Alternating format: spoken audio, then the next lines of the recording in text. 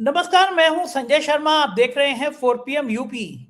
कैसा लगता होगा भगवान राम को कि जब एक बलात्कारी उनके मंदिर में सिक्योरिटी के साथ घूम रहा होगा। एप्स्टीन फाइल के दोषियों को, छोटी छोटी बच्चियों के यौन शोषण कराने वालों को पता नहीं बीजेपी के नेता अपना दोस्त क्यों मानते हैं। मैंने अभय दुबे जी से पूछा, ये पार्टी बलात्कारियों के मामले में इलू इलू क्यों करने लगती है। मैंने पूछा कि आखिर ट्रंप भागना क्यों चाहते हैं, युद्ध से क्यों डर गए हैं, इजराइल ने कैसी बैंड बजा दी है। शानदार बातचीत है अभय दुबे जी की, जरूर सुनिएगा। चैनल को सब्सक्राइब कीजिएगा, नीचे ज्वाइन बटन लगाए, थोड़ी सी कोशिश कीजिए, ज्वाइन बटन दबाइए और हमारी मदद करिए। चलते हैं अभय दुबे जी के पास। 4 PM न्यूज नेटवर्क में बहुत बहुत स्वागत है आपका अभय दुबे जी। मेरे मित्र हैं समाजवादी पार्टी के सांसद आनंद भदौरिया जी। जी गजब बात कही उन्होंने पार्लियामेंट में। उन्होंने कहा, सत्ता पक्ष की तरफ देखा और कहा कि हम खामेनेई साहब की शहादत का सलाम करते हैं। वो आपकी तरह सरेंडर नहीं हुए, उन्होंने शहादत दे दी। इसे कहते हैं शान के साथ मरना। दिल पे सीधा, दिल पे तीर लिया और सीधा दिल पे छोड़ दिया, जैसे विभीषण ने बताया और रामचंद्र जी ने छोड़ दिया, रावण की नाभि में लगा। ये सरेंडर शब्द से सरकार को इतना परेशानी, इतना दर्द होता है। और बात सही है, नाच मेरी बुलबुल तुझे पैसा मिलेगा गाने की तर्ज पे सरकार नाच रही है। जो ट्रम्प चाह रहे हैं वो नाच रही है सरकार। ऐसे में खामेनेई साहब की शक्ल जब याद आती होगी तो ब्लड प्रेशर बढ़ जाता होगा कि एक 86 साल का व्यक्ति, उसने क्या शान के साथ अपना नाम अमर कर लिया। इतिहास के पन्नों में उसका नाम अमर हो गया।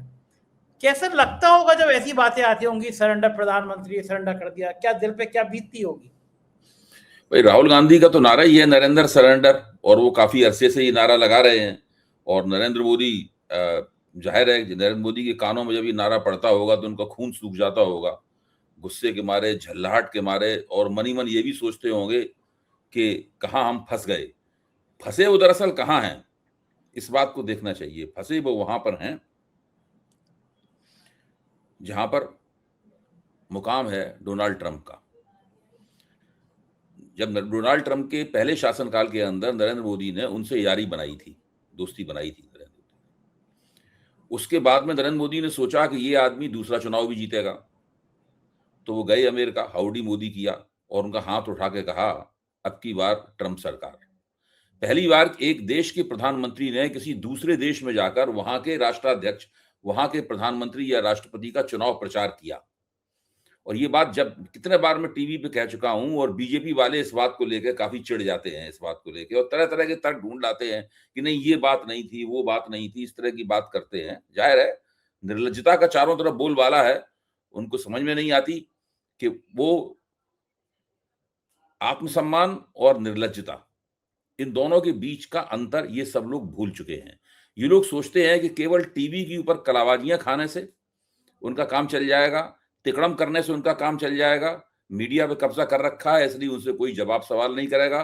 चूंकि उनसे जवाब सवाल नहीं होंगे, इसलिए पूरी तरीके से बहुत आसान है, जो मन में आए करके उसको निकल लेना। जनता के बीच में एंटी इनकम्बेंसी नहीं बढ़ेगी, एंटी इनकम्बेंसी बढ़ेगी तो कुछ टुकड़े फेंक देंगे, वगैरह वगैरह। इस प्रकार से पूरा पिछले 11 साल से ये लोग अपनी राजनीति को प्रबंधित कर रहे हैं। और हम जिस आधार पर कहते हैं कि व्यक्ति का आत्मसम्मान खतरे में है, हम पूछते हैं उसको शर्म आ रही है कि नहीं आ रही है, हैं? इन लोगों को उसका कोई इम्कान नहीं है, कोई समझने के लिए तैयार नहीं है। इसी तरीके से इनकी राजनीति चल रही है। जब तक ये चुनाव नहीं हारेंगे, सत्ता से च्युत नहीं होंगे, सत्ता से वंचित नहीं होंगे, तब तक हम लोगों को इसी प्रकार के नजारे देखने को मिलेंगे। जहां तक ईरान का सवाल है, ईरान के धर्मगुरु अयातुल्लाह खामेनी, जिनकी इजराइल ने 30 बंकर बस्टर बम डालकर उनकी हत्या कर दी, वो केवल शियाओं के धर्मगुरु नहीं थे, वो उनका सुन्नी मुसलमानों के अंदर भी बहुत सम्मान था। इसलिए उनकी हत्या का सारी दुनिया के सुन्नी मुसलमानों को भी बहुत बुरा लगा है। और ये बीजेपी वाले इस बात को नहीं जानते कि बीजेपी को, क्योंकि उन्हें ध्यान नहीं है, वो तो मानते हैं कि हमें कोई मुसलमान वोट देता ही नहीं है। जबकि वस्तुस्थिति क्या है? वस्तुस्थिति ये है कि सारे देश में भारतीय जनता पार्टी के वोटों का जब हम लोग तखमीना लगाते हैं राष्ट्रीय स्तर पर सर्वेक्षण करके, तो हमें पता लगता है कि भाजपा को आमतौर पर 8% के आसपास मुसलमान वोट मिलते हैं सारे देश में। वो जो 8% के आसपास मुसलमान वोट हैं, उसमें से ज्यादातर वोट 90% से ज्यादा वोट शियाओं के वोट हैं और कुछ बरेलवी मुसलमानों के वोट हैं, होते तो सुन्नी हैं लेकिन थोड़े से सजदा नशीन होते हैं, मजारों वगैरह में विश्वास करते हैं, इसलिए बाकी सुन्नी उन्हें उतना सुन्नी नहीं मानते, इतना सुन्नी उन्हें होना चाहिए। वो बरेलवी मुसलमान भी भारतीय जनता पार्टी को वोट देते हैं। अच्छा, अब इस घटना के बाद में ईरान के ऊपर इजराइल और अमेरिका का हमला, उसके बाद में अयतुल्लाह खामनेई की हत्या और प्रधानमंत्री द्वारा उसके विरुद्ध आज तक शोक व्यक्त न करना, आज तक प्रधानमंत्री ने उसके ऊपर शोक व्यक्त नहीं किया। जो ईरान के दूतावास में जो शोक पुस्तिका लिखी हुई थी, उसमें भारत के विदेश सचिव ने जाकर शोक संदेश लिखा है उसमें अपना, लेकिन भारत के प्रधानमंत्री ने या भारत के राष्ट्रपति ने, जो उनके समकक्ष था, अयतुल्लाह खामनेई के समकक्ष था, वो राष्ट्राध्यक्ष भी थे ईरान के, इन लोगों ने शोक व्यक्त नहीं किया है। तो इसका पहला खामियाजा तो भारतीय जनता पार्टी को इस बार एक भी शिया इनको वोट नहीं देगा, एक भी बरेलवी मुसलमान इनको वोट नहीं देगा।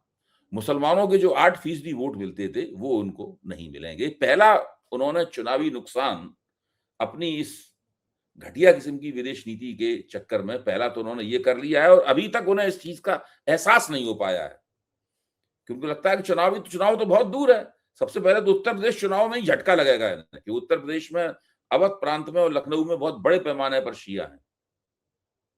अब वो कैसे उनके वोट मैनेज करेंगे, जिस तरह से पिछली बार वोट मैनेज किए गए थे, वो मैं नहीं अभी बात करूंगा, उसके ऊपर हम लोग बाद में चर्चा करेंगे। दूसरी बात यह है कि नरेंद्र मोदी ने अपनी जो कुल मिला के छवि बनाई थी, उस छवि का इस पूरी प्रक्रिया में सत्यानाश हो गया है।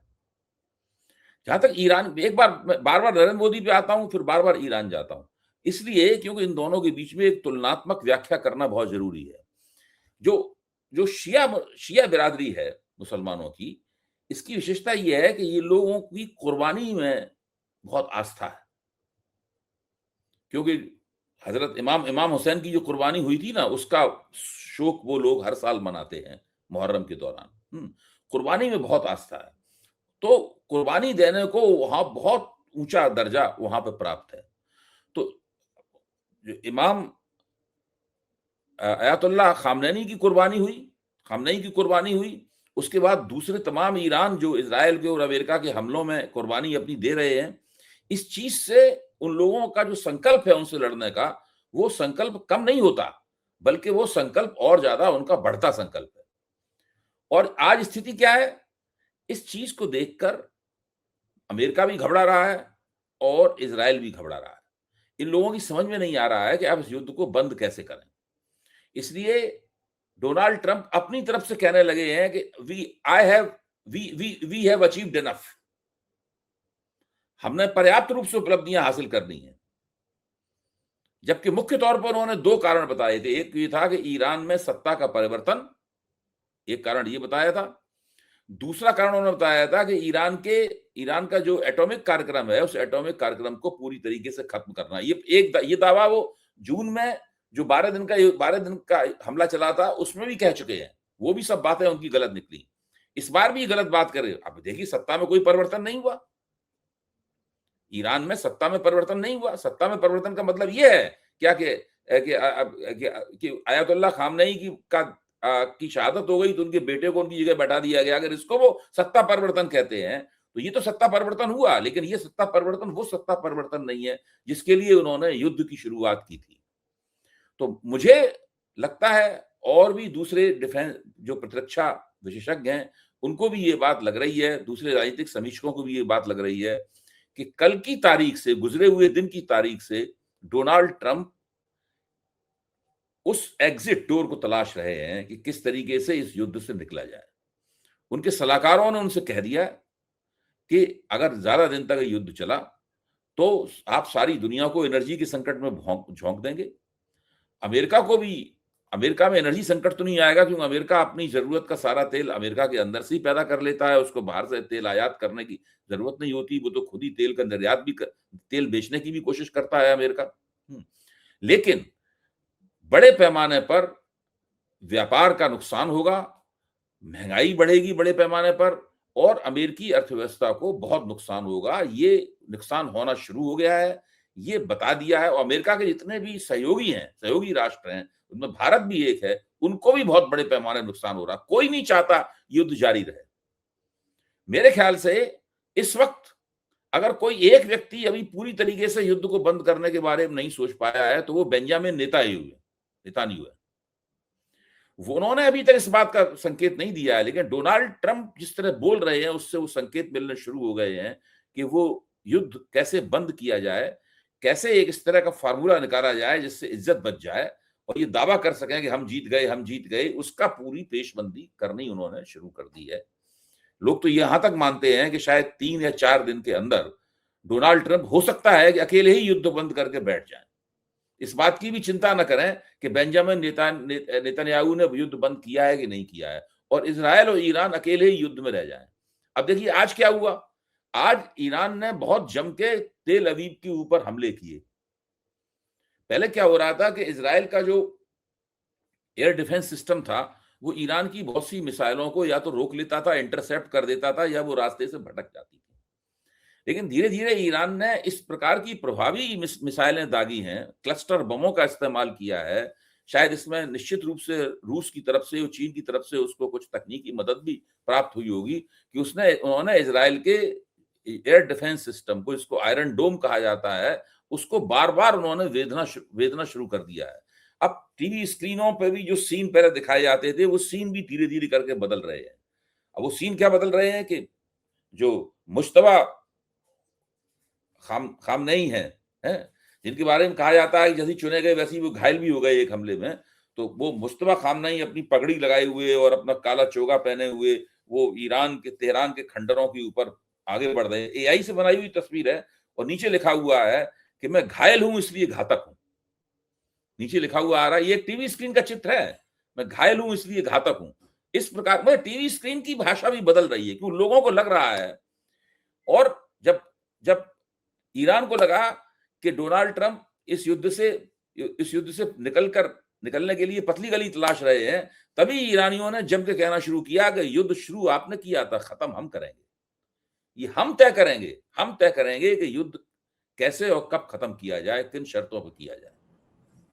क्योंकि डोनाल्ड ट्रंप की ये शैली है, वो अपनी तरफ से कहने लगते हैं कि मैं अपनी शर्तों पे बात करूंगा, ये करूंगा, ईरान हमसे बात करने को तैयार है। इस प्रकार की बातें डोनाल्ड ट्रंप करने लगते हैं, लंबी लंबी फेंकते हैं, लंबी लंबी फेंकने लगते हैं, लेकिन वो ईरान के ऊपर उसका असर होने वाला नहीं है। इसमें डोनाल्ड ट्रंप और नेतन्याहू ने मेरे ख्याल से अपने राजनीतिक जीवन की सबसे बड़ी गलती की है, ईरान के ऊपर हमला करके।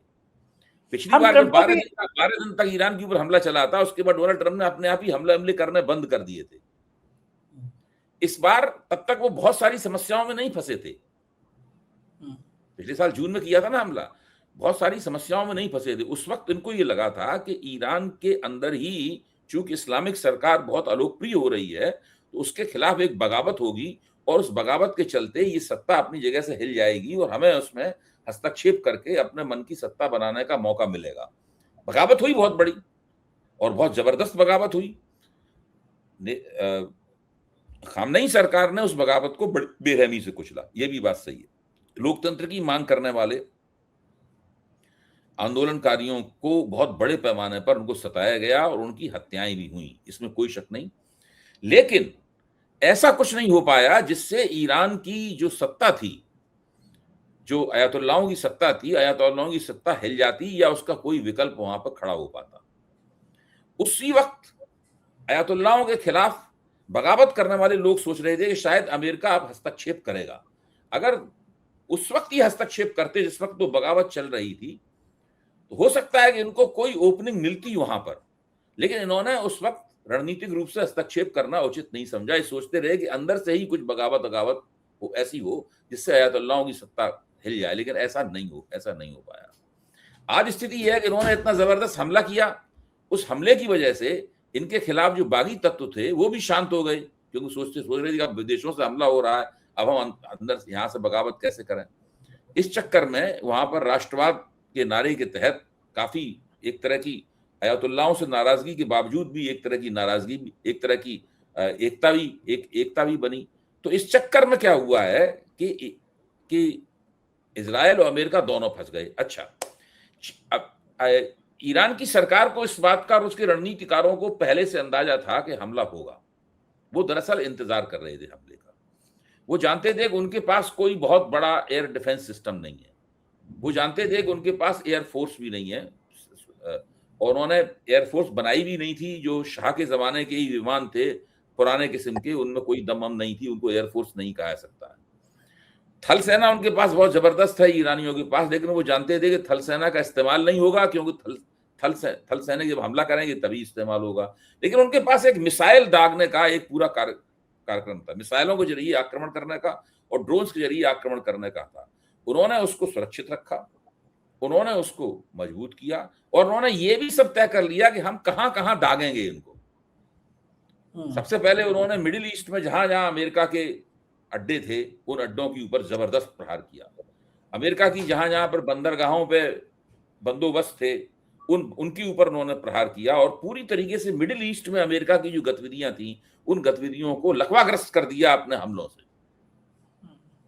फिर उन्होंने इजराइल के ऊपर जबरदस्त हमले करना शुरू किए। शुरू में उनके हमले उतने प्रभावी नहीं साबित हो पाए, लेकिन अब वो बात नहीं रही, अब उनके हमले वहां प्रभावी होने लगे।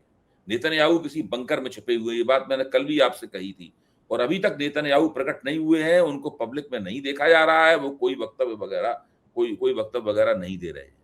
तो जो पलड़ा पहले अमेरिका और इजराइल के पक्ष में झुका हुआ लग रहा था, मेरा अपना मानना यह है कि वो पलड़ा धीरे धीरे ईरान के पक्ष में काफी झुकता जा रहा है। परिस्थितियों ने काफी करवट ले ली है, और मैं ये मानता हूं कि अगर इसी तरीके से एक हफ्ते 10 दिन युद्ध और खिंच गया, जो ईरान आराम से खींच सकता है, तो डोनाल्ड ट्रंप और नेतन्याहू दोनों को लेने के देने पड़ जाएंगे। अच्छा भाई जी, एक गलती और कर रहे हैं कि उन्होंने ईरान के बैंकों पर हमला किया। ईरान ने कहा ये नहीं करना चाहिए था, हम तुम्हारे हर वाणिज्य प्रतिष्ठान पे करेंगे। बात तो यहाँ तक आगे चर्चा है कि अमेजोन और गूगल के दफ्तरों की सुरक्षा बढ़ा दी गई, व्हाइट हाउस पे गाड़ी बैरिकेडिंग तोड़ के अंदर घुसी। आज अमेरिका में बड़ा तहलका मचा हुआ है कि भाई एक डायलॉग था ना, घर में घुस के मारेंगे, तो अमेरिका को लग रहा है यहाँ कहीं कुछ ऐसा ना हो जाए कि नाक कट जाए, मारने चले थे और हम मार के। दूसरा, अमेरिका का एक ही फिदायीन का मतलब होता है कि जो अपनी जान कुर्बान करने के लिए जा रहा है। मतलब फिदायीनों की टोलियां जा सकती हैं, इन लोगों के ऊपर टेररिस्ट अटैक्स हो सकते हैं, हमले हो सकते हैं। भाई उनका मुल्क युद्ध में फंसा हुआ है, उनके ऊपर बम गिर रहे हैं, मिसाइलें गिर रही हैं, तो वो लोग जाके कुछ भी कर सकते हैं। ऐसा तो है नहीं कि ईरान में शांति हो और वो फिर कोई ऐसा हमला हो रहा हो। तो मामला बहुत बुरी तरीके से फंसा हुआ है। और उन्होंने ये भी कहा है कि ये जो मध्य पूर्व के जो अमेरिका के मित्र देश हैं, अमेरिकी खेमे के देश हैं, उनके बैंकों के ऊपर भी हमला कर सकते हैं लोग। भाई एक तो ये है कि अमेरिका में हमला करने की वहां तक तो कोई मिसाइल नहीं जाएगी, वहां तक तो यही हो सकता है कि वही कोई गाड़ी घुस जाए, कोई बम लगा के आदमी घुस जाए वहां, वो सब अपने आप को कुर्बान कर दे और बाकी लोगों को भी मार दे वहां पे। वहां तो केवल यही गतिविधि हो सकती है। लेकिन यहाँ पे तो उनकी मिसाइलें हमला कर सकती हैं बैंकों के ऊपर। अपने प्राइम मिनिस्टर ठीक है, सब टेंशन को छोड़ के असम में चुनाव प्रचार कर रहे हैं, है ना। दुनिया जाए, कहां से आती थी मस्ती मोदी जी को? भाई देखिए, मोदी जी ने कभी जिंदगी में सोचा भी नहीं होगा कि वो 15 वर्ष तक इस देश के प्रधानमंत्री रहेंगे, जब वो गुजरात के मुख्यमंत्री थे। लेकिन उनकी किस्मत तेज है और उनको सत्ता में बने रहना आता है। सत्ता में बने रहने की कला में वो माहिर हैं। वो टेक्नोलॉजी उन्होंने गुजरात में जो विकसित की थी, उसी टेक्नोलॉजी को उन्होंने दिल्ली में आजमाया और वो अभी तक कामयाब हैं। विपक्ष की कमजोरियों ने भी उनकी बड़ी मदद की और लंबे अरसे तक भारतीय जनता पार्टी सत्ता से बाहर रही। गैर भाजपा दल सत्ता में काबिज रहे, अटल बिहारी वाजपेयी का 6 साल को छोड़ के। तो भारत की पब्लिक में भी भूख थी कुछ कि भाई भाजपा को सत्ता में देखना चाहिए, तो भाजपा सत्ता में आई। अब देखिए, भाजपा के लिए वक्त करवट बदलेगा या नहीं बदलेगा, ये समय बताएगा। अच्छा, वो क्या हुआ नीतीश बाबू के लिए? कोई जगह वगैरह उप प्रधानमंत्री, उपराष्ट्रपति कुछ लग रहा है? कोई संभावना नजर आ रही है? अब क्या लग रहा है? कुछ नहीं, मुझे तो नहीं लगता कुछ बनाएंगे। मेरा अपना आकलन ये है, कुछ भी नहीं बनाएंगे उनको। वो राज्यसभा सदस्य रहेंगे और ज्यादातर समय उनका बिहार में गुजरेगा बहुत समय तक तो राज्यसभा के सत्र भी नहीं होते, तो ज्यादातर समय उनका बिहार में गुजरेगा और वहां अपने अपनी बेटे की राजनीति को मजबूत करने के लिए उसको सलाह मशविरा देंगे, ताकि जनता दल यूनाइटेड बना रहे और बिहार की राजनीति में अपनी भूमिका निभाता रहे। बेटे की शक्ल तो बड़ी, बेटे की वीडियो बड़ी जी सी आई, ऐसा लगा कोई ड्रग्स लेके बाद में बैठता झूमता जामता ऐसा रहता, बड़ी खराब। मैं ये तो नहीं कहूंगा, हम लोगों को ऐसा कहने से परहेज भी करना चाहिए। वो राजनीति में आए हैं, डर नहीं होगा, लेकिन लग रहे थे वैसे झूम रहे थे। मतलब उनकी जो देह भाषा है वो एक राजनेता ऐसी चुस्त दुरुस्त देह भाषा नहीं है, ये सही बात है। जैसे नेता लोग होते हैं ना, जर्राक बुर्राक कलफ लगा कुर्ता पहने हुए वगैरह, तो उस प्रकार की उनकी देह भाषा नहीं है। धीरे धीरे करके वो सीखेंगे कि राजनीति में अपने आप को पेश करने के तौर तरीके क्या होते हैं।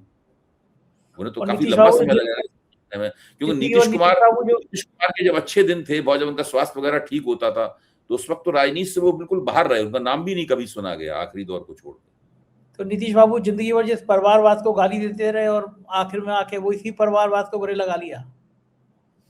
वो तो जाहिर है, वो तो इससे बड़ा परिवारवाद क्या हो सकता है जो नीतीश कुमार अपना रहे हैं। और दूसरे आप इनको देखिए, भारतीय जनता पार्टी जो कांग्रेस के परिवारवाद को लगातार वो कहते रहते हैं, कांग्रेस वाले परिवारवादी हैं, वंशवादी हैं। अब क्या बचा है उनमें? सब वो नीतीश कुमार वो नीतीश कुमार का रिटायरमेंट दरअसल नीतीश कुमार के परिवारवाद के आधार पर हुआ है। रिटायरमेंट नीतीश कुमार ने जैसे अवकाश ग्रहण किया है वो उनके परिवारवाद के आधार पर ही, और भारतीय जनता पार्टी उसका समर्थन कर रही है। गजब गजब गजब राजनीति है, गजब कहानियां हैं। और दूसरा, उत्तर प्रदेश में बड़ा अच्छा काम हो गया। जो लोग एपिस्टीन फाइल के दोषियों के दोस्त थे, जो लोग नन्ही नन्ही बच्चों का यौन शोषण कर रहे थे, उनको अपना दोस्त बता रहे थे, उनकी सरकार ने एक महान कार्य किया है। एक बलात्कारी को राम मंदिर में वीवीआईपी दर्शन की तरह घुमाया गया, आशाराम बाबू को। यानी कितने बड़े महान आदमी करके आए हैं, उनको सिक्योरिटी देकर जाते शंकराचार्य गुजरते हैं, उस मार्ग से ले गए, इधर गनारो उधर गनारो, आशाराम चल रहा था। एक ये क्या पार्टी बलात्कारियों के प्रति सॉफ्ट कॉर्नर रखती है? इसको लगता है अपने भाई बंधु हैं क्या? क्यों ऐसा? आशाराम को क्या मतलब? भारतीय जनता पार्टी की राजनीति का पर्यायवाची अगर हमसे पूछा जाए तो क्या है, वो पर्यायवाची है निर्लज्जता। मैं बार बार कहता हूं, भाजपा की राजनीति का पर्यायवाची है निर्लज्जता। आप ये देखिए कि जो गुरमीत राम रहीम है, वो एक पत्रकार की हत्या में जेल में था, वो बलात्कार में भी जेल में था, है। अब कितने बार हाईकोर्ट का जो हत्या से छोड़ने का फैसला तो उसका अभी आया है, कितने बार इसको जेल से निकाला गया। और भारतीय कुछ भी आप कहते रहिए, भाजपा पे इसको कोई असर नहीं पड़ता, चुनाव से ठीक पहले करते। अच्छा, जितने भी इस प्रकार के गुरु हैं, तथाकथित गुरु हैं, ये इन गुरुओं की जो अनुयायी होते हैं, तो भाजपा ये मानती है कि भाई इनके पास वोट है, ये लोग कह देंगे तो उनको वोट हमको मिल सकता है। भाजपा को केवल इससे मतलब है और किसी चीज से मतलब नहीं। अच्छा, जो भाजपा का तथाकथित संत समाज है, इस संत समाज का बार बार कहना है कि गुरुओं को बदनाम किया जा रहा है। जब गुरमीत राम रहीम को सजा हुई, आसाराम को सजा हुई, ये सारी सजाएं वगैरह हुई और इनके बारे में मीडिया में जो तरह तरह की बातें कही गई, आलोचनाएं की गई, तो इसको संत समाज को पसंद नहीं आया। संत समाज ने कहा है कि ये गुरुओं का नाम खराब किया जा रहा है इस तरीके से, कोई ज्यादा ऐसी खास बात नहीं है ये। और वो तमाम लोग जो है हिंदुत्व के समर्थक हैं और टीवी पर हिंदुत्व के पक्ष में कलाबाजियां खाते हैं। तो भारतीय जनता पार्टी की राजनीति का दूसरा नाम ही निर्लज्जता है। सही बात है। बहुत बहुत शुक्रिया अभय जी, आपने इतनी बातचीत की, थैंक यू सर। ये थे अभय दुबे जी, और क्या शानदार बोलते हैं अभय दुबे जी। आप भी सहमत होंगे कि कितना बढ़िया विश्लेषण किया उन्होंने। अगर आपको पसंद आया तो प्यार भरा कमेंट करिएगा, हौसला बढ़ेगा मेरा और अभय जी दोनों का। चैनल को तो सब्सक्राइब कर ही लीजिएगा। शुक्रिया, थैंक यू।